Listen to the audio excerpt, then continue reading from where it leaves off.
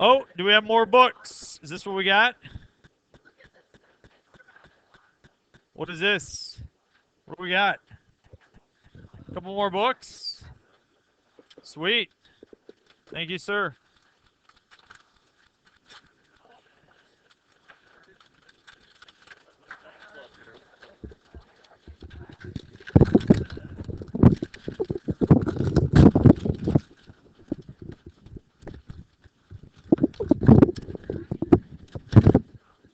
Awesome. Okay, YouTube Nation, we just got 2 new books. We're happy about that. Thank you, sir. Appreciate it.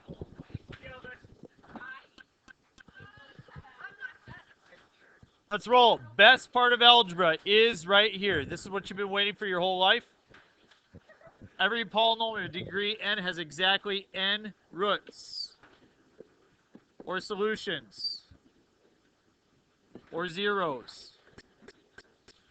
However you like to phrase it, that's what it has. Now, you kind of knew that before, but what you didn't know is that the fundamental theorem of algebra, it also says that every polynomial can be written in factored form using its zeros or its solutions. So suppose a polynomial, and you can factor out the coefficients, so you'd have an a in front, and then if it has solutions of c sub 1, c sub 2, c sub 3, all the way through c sub n, however many roots there are, it can be written as p of x is equal to a times x minus c sub 1 times x minus c sub 2 times x minus c sub 3 all the way through c sub n. This is extraordinary. It tells us that everything is factorable. Now, whether or not we can see that factoring, that's a whole different story, but everything can be written in factored form, every polynomial. And when you get to calculus 2, you learn that every single function can be written as a polynomial. So, for example, y equals the sine of x. I did that the other day. You could write that as a polynomial. So every single function can be written in factored form. Boom. Mind explodes. Done. Right? It's incredible. So if a polynomial p of x has a solution of a plus bi, that is an imaginary solution or a complex solution, then there has to be another solution. And its solution is simply the conjugate, a minus bi.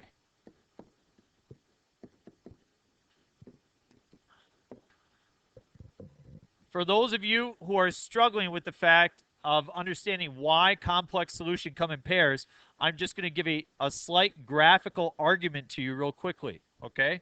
And that is this. If I have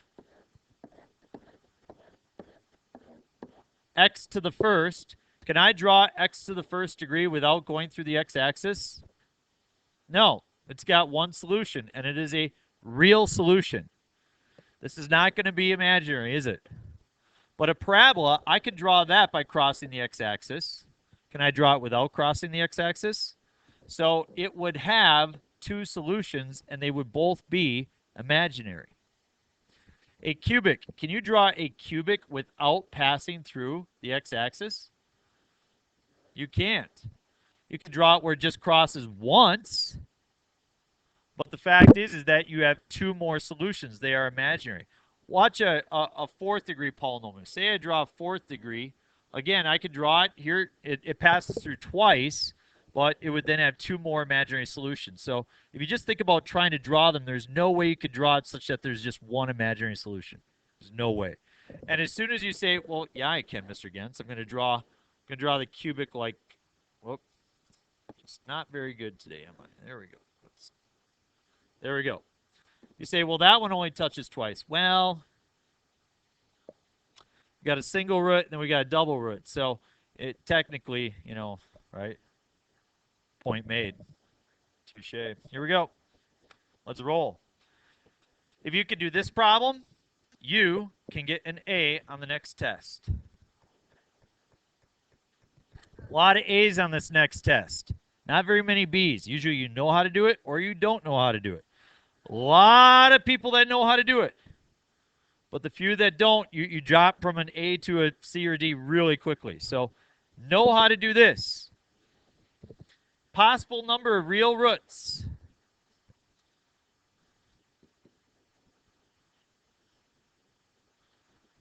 How many roots are there? There are 4. Let's talk about the number of real and the number of imaginary. If there are 4 total roots, how many could be real? There could be 4 real. Or 2 or 0. Because if we had 4 real, how many imaginary would there be? Suppose we did have some imaginary. Could we have 1? No. Could we have 2? Yes. And if we did have 2 imaginary, then we would have 2 that are real. Suppose you had more than 2 imaginary. How many could you have? You could have 4. And if you had 4 that were imaginary, how many real could you have? Exactly. So you can see that you start with the number of roots and you subtract 2, and your imaginary will always start at 0 and add 2. Does that make sense? So if you can get that, you're already, good to go to get some points on the test. Now what we want to talk about is our positive real solutions and our negative real solutions. How do I determine the number of positive real solutions? I look at the sign change. How many sign changes are there? There's 1 sign change. We go from positive to negative. So, if I have 1 that's positive real, is it possible to have 0 negative real? No. I'm either going to have 4, 2, or 0 real. I can't have just 1. 1 or 3. And as you can tell by the polynomial, it's not going to be 3. But if we did p of negative x, then we get x to the 4th minus 16. It's the same function. And so we have 1 sign change. So we have 1 positive and 1 negative. So therefore, you're going to have how many real? 2. And how many imaginary? In this case, it works out that we can identify right away that we're going to have 1 positive real, 1 negative real, and 2 that are imaginary. It's not always like that, but it's going to be fun to see that that works out exactly like we predicted, okay? Our choices, we don't have to use the rational roots theorem because this will factor. But if we did use the rational roots theorem, what are our p's? 1, 2, 4, 8, and 16. What are our q's? 1. So we have plus or minus 1, plus or minus 2, plus or minus 4, plus or minus 8, plus or minus 16. Do you feel comfortable with what we've laid out so far? Is there any question whether or not you can do that piece? Any points of confusion that exist? Then at this point, we find the solutions. It factors. How? Very good, Michael. X squared minus 4, x squared plus 4. Does it factor again? X minus 2, x plus 2, and x squared plus 4. So I have solutions of 2 and negative 2. Ha! Awesome. 1 positive real, 1 negative real. Love it. Take the x squared plus 4. Set that equal to 0. X squared equals negative 4. Square root both sides. Square root of a negative is going to turn out to be I, positive or negative, because you have 2 solutions. So therefore, our solutions are plus or minus 2 and plus or minus 2i, which is totally awesome. 1 positive real, it's right there. 1 negative real, it's right there. 2 imaginary, a total of 2 real, they add up to 4. Boom. Now, the last thing that we do is we write it in factored form. So we've learned that this does factor. How does it factor? Factors to p of x is equal to x minus 2 times x minus a negative 2 times x minus 2i times x minus a negative 2i. Yes, if you'd like to write it as plus, that is fine. But the fundamental theorem of algebra says x minus. So that's how I've chosen to write it. If you write it as x plus 2, I'll mark that correct on the test as well. I'm writing it like that because I know the problems that we're headed up to, and we're going to use that later. So, we good? Let's try another problem that's slightly different. 8x to the third plus 1. Number of roots, how many? 3. So how many real? 3 or 1, very good. How many imaginary?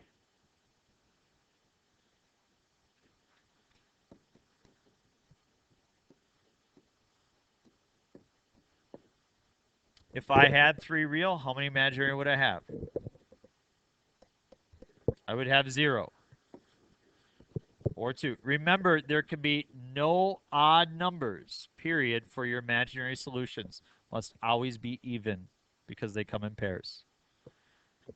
So, positive real, how many sign changes do you see? None. Negative real? Well, p of negative x is going to be equal to negative x cubed plus 1. There is 1 sign change. So we know that we have 1 negative real solution. We are then going to have how many imaginary? 2. It's already diagnosed for us. If we would like to use the rational roots theorem, we can set up our choices right here.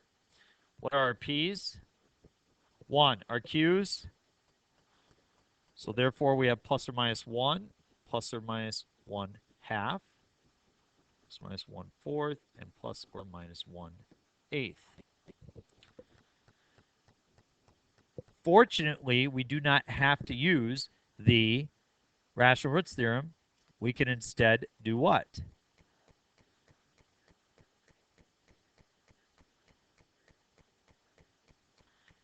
Yep, you're thinking of the sum and difference of cubes. So this does factor. What is the cubed root of 8x cubed? 2x. Cubed root of 1? 2x squared? 1 squared? Multiply the 2 to get a 2x. And then this sign is always opposite that sign. Boom.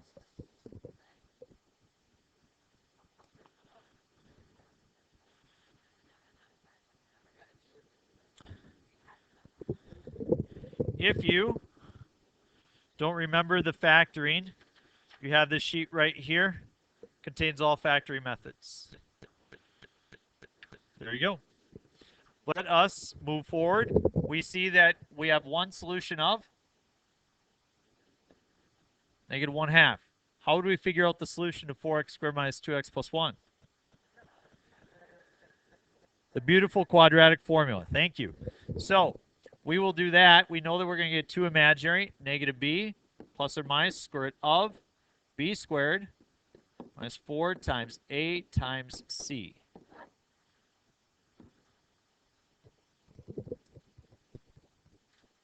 What do I get underneath the discriminant? Or underneath square root, which is the discriminant? What do you get for the discriminant?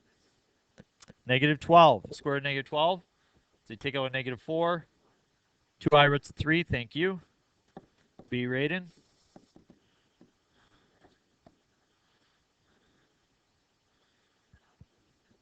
Yes, you could take 1 out of the top, 2, and you get 1 plus or minus I roots of 3 over 4.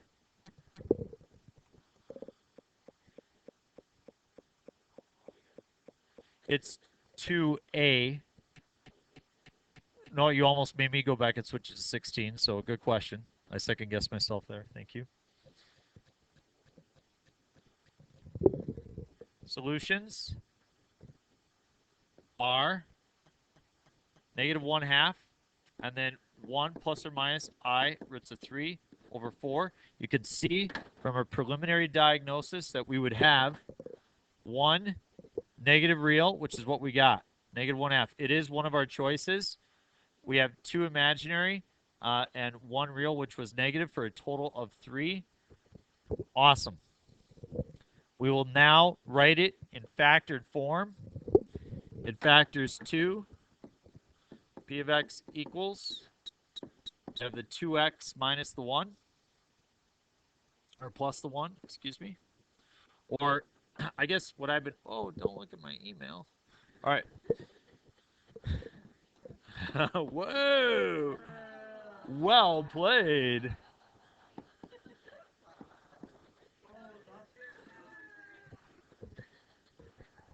For YouTube Nation, I said, don't look at my email. And Miss Rihanna Parr said, okay, Hillary. And so I think we can all find laughter in that. Whether you are a supporter of Hillary or not, destroying the servers and everything, I mean, we can all agree that it's not exactly the definition of transparency, is it? So, okay. All right. And now x minus 1 plus I roots of 3 over 4. And x minus 1 minus I roots of 3 over 4.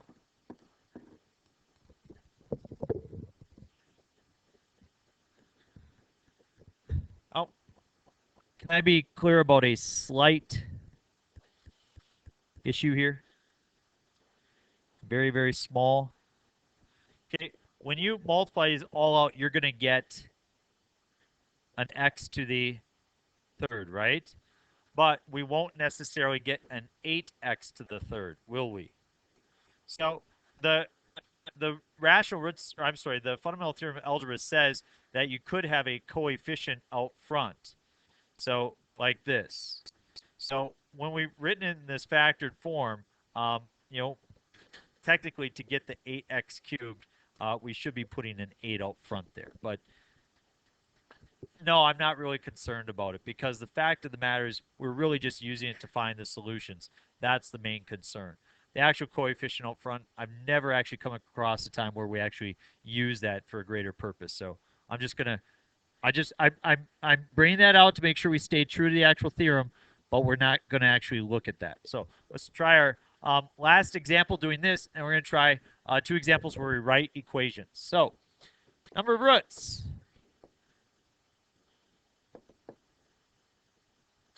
You guys take it away. Now what should I write? Real and imaginary. Got it. Now what?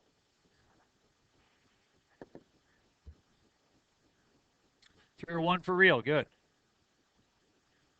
Good. Imaginary 0 or 2. Okay, you told me to write down positive real. I'm assuming you mean negative real as well. Okay. How do I determine a positive real? Sign changes are 3 or 1.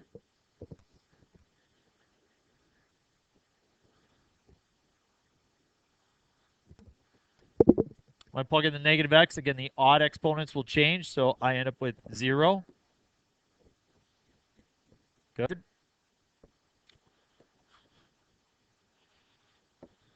How do I determine my choices? P's and Q's. Where are my P's? Good. 1, 2, 5, and 10. Q's? 1 and 2. So we need to take each of the P's and divide by each of the Q's. So let's do 1 over 1, then 1 over 2. We'll kind of go in that order. So plus or minus 1, plus or minus 1 over 2. Then what?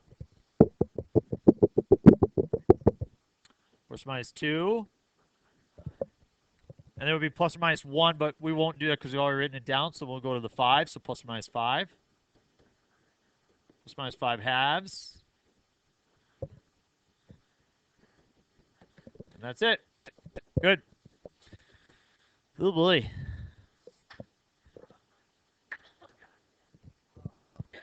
Does it factor? You're right. It does factor somehow, but do we have any idea how it factors? We don't. What?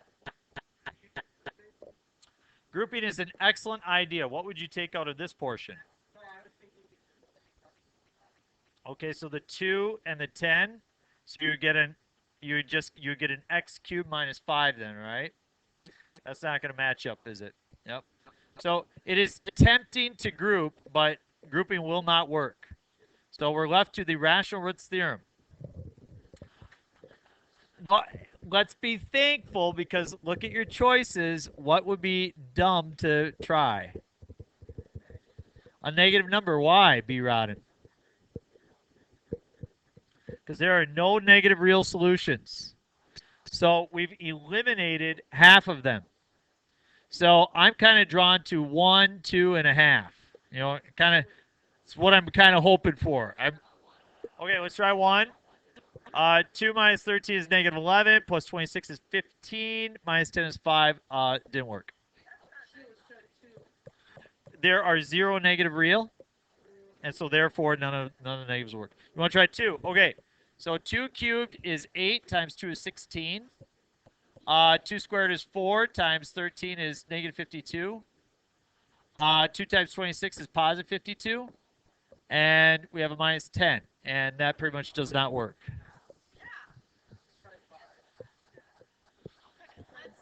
Let's try a half. Yeah. How about we?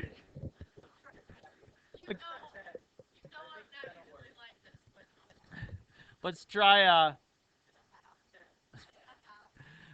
half. 1/2 to the third is 1/8 times 2 is a fourth. 1/2 squared times 13, 13 over 4. 26 times a half. Plus 13, which is 52 over 4.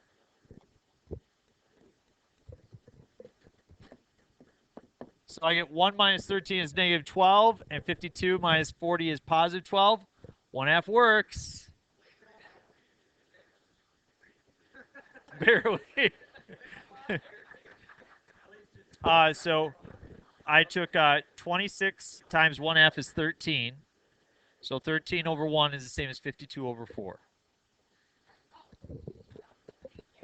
Let's take the 1/2 and divide it in. 2, negative 13. 26, negative 10. We are thankful for synthetic division.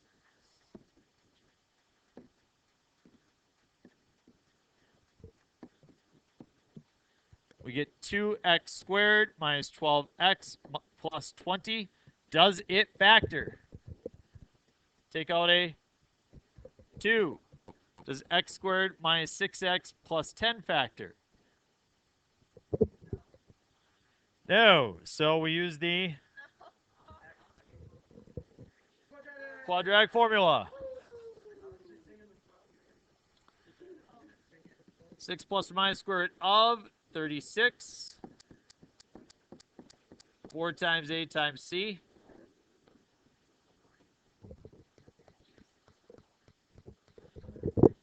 So we get 36 minus 40 is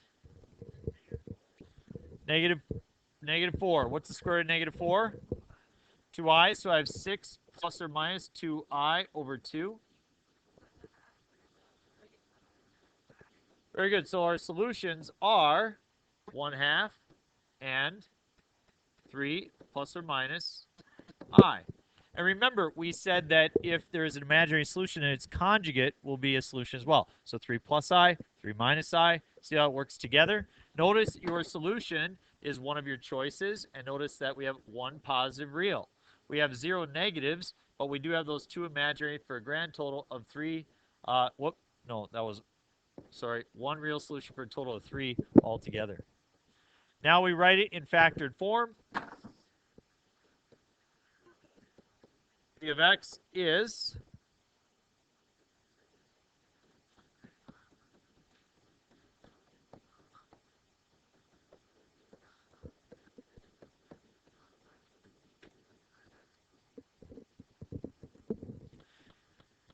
if you can kind of hone in on those problems and own those, you're good to go, folks.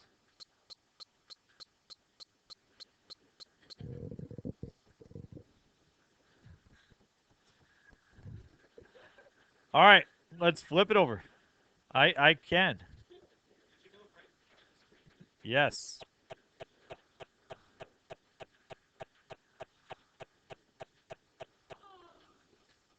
We have 2 problems left. The first one will be very quick. The second one will be a little bit longer. But again, you have a full work day tomorrow.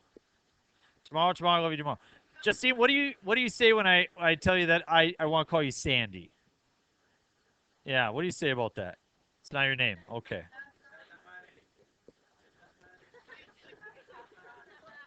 Nope, I quit yesterday. Okay, so Write an equation for a polynomial with solutions 4 and I.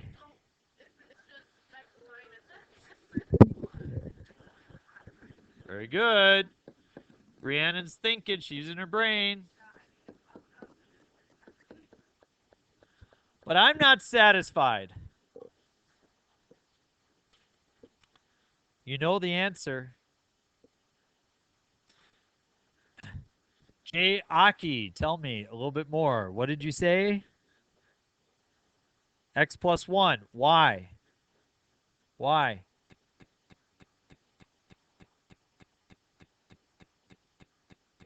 And negative I. So that's the piece that we're missing here, folks. What we were missing is that if you have an imaginary solution, it must come in pairs. So if I is a solution, so is negative I. So we have x minus I, and we will also have then x minus a negative I, or plus I. You don't. All we're identifying is that your imaginary solutions must come in pairs. There is no polynomial that has solutions of only 4 and I.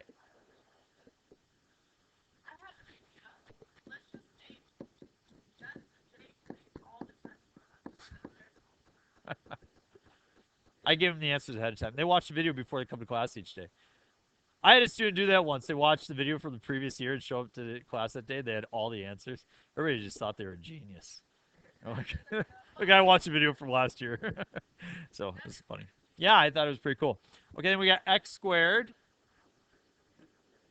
plus xi minus xi minus I squared. I'm distributing. Okay. What happens? What? What happens to the imaginary terms? They go away, and a negative I squared would give you that, yep, that plus 1 that Jay Aki was talking about. So we have x minus 4 times x squared plus 1.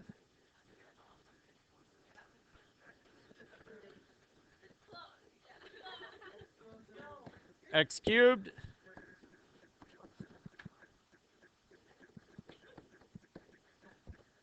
Isn't that awesome? There you go. We found a polynomial that has the solutions of 4, I, and negative I.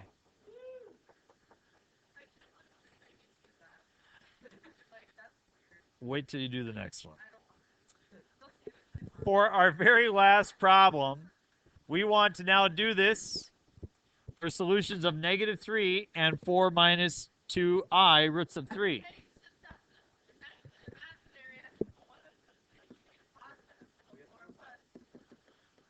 Very good. They must come in pairs.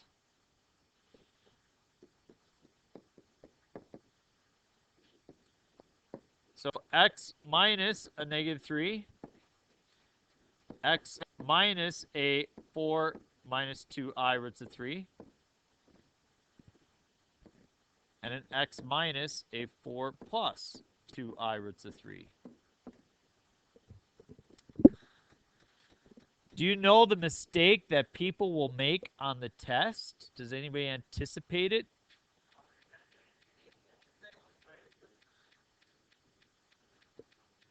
Instead of writing x minus, they will write x plus. They'll say, oh, it's the conjugate. So instead of writing x minus, I'll write x plus. It means the conjugate of the real and imaginary part. So 4 minus 2i and 4 plus 2i. So that's what you want to be careful with.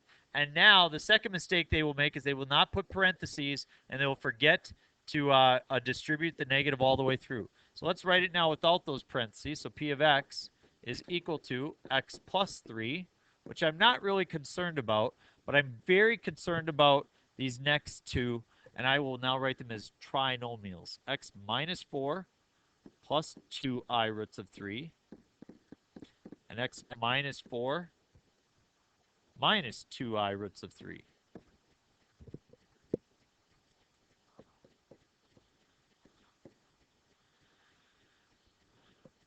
I like to focus on the terms that have imaginary terms in it because I know that those will eventually cancel. They need to go away. So I'm going to multiply, and I'm going to distribute all three of these terms to those three, so I'll get a total of 9 terms. So what do I start with? X squared minus 4x minus 2xi roots of 3.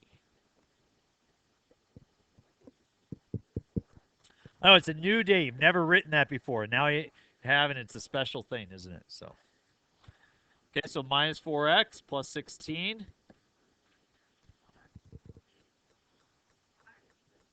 Let's see, it's negative 4 times this, so positive 8i roots of 3. Good.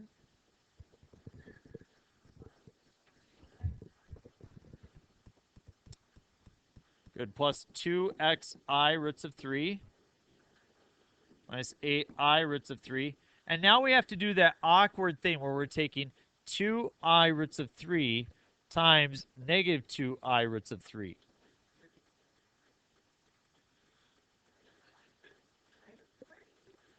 Good try, not quite. We have negative 4i squared times 3. 2 times negative 2 is negative 4. I times I is I squared. And the root of 3 times the root of 3 is positive 3. So that'll be a negative 12i squared. And the I squared is a negative 1, so we get positive 12. Here's where the fun begins, folks. What goes away?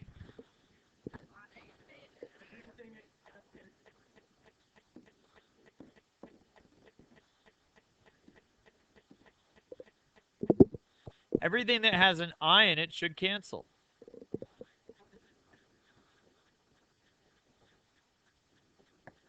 X squared minus 8x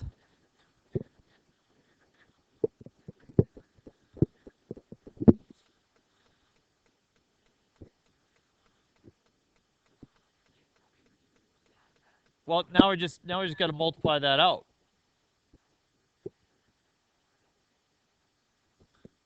So we get x to the third minus 8x squared 28x plus 3x squared minus 24x plus 84. Well, the polynomial is equal to, we have x to the third negative 8x squared and positive 3x squared make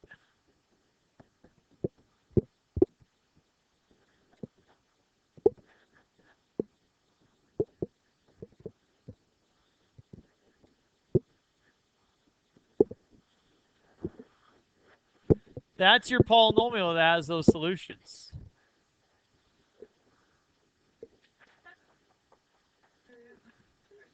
Lauren, please share with us an adjective that tells us how you're feeling about this.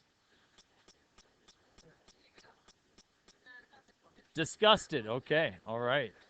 Terry? Okay. All right.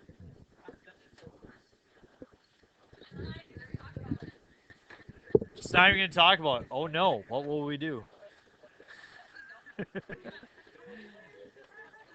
Give you a deal, folks. I will give you no homework tomorrow, and I'll give you a full work day. But you better be ready to go with your 3-star qualities. Step on up. Nope. I'm going to go help MJ. She's a little lost. I don't think we're all struggling. B. Rodden doesn't speak for everybody.